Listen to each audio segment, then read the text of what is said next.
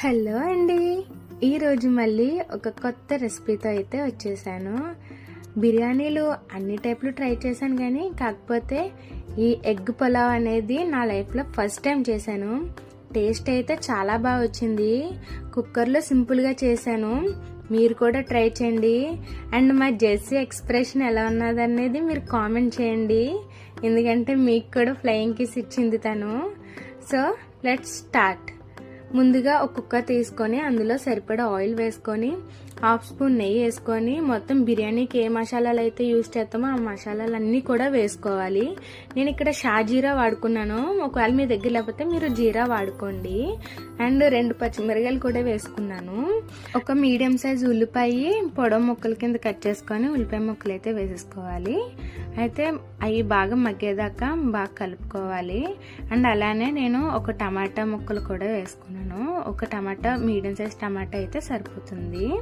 And అలానే తర్వాత అల్లం వెల్లుల్లి పేస్ట్, పసుపు, ఇంకా కారం మీకు స్పైస్ తగ్గట్టు వేసుకోండి.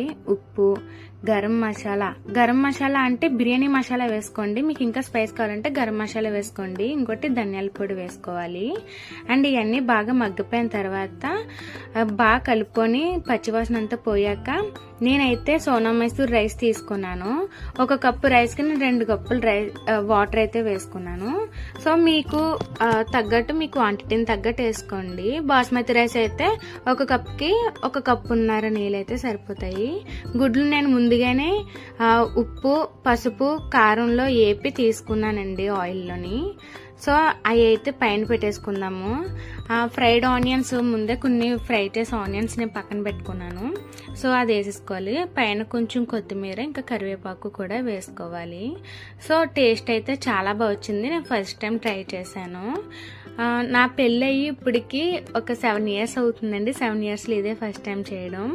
సో మూత పెట్టి నేనైతే ఒక 4 విజిల్స్ వేయించేసాను. అండ్ పైన 1 స్పూన్ నెయ్యి వేసి తీసుకుంటే సరిపోతుంది. ఫైనల్ లుక్ అయితే ఇలా ఉంది. మీరు కూడా ట్రై చేసి ఎలా ఉందో కామెంట్ చేయండి. And thank you so much. ఇంకా నా ఛానల్ సబ్స్క్రైబ్ చేసుకోతే సబ్స్క్రైబ్ చేసుకోండి. బాయ్.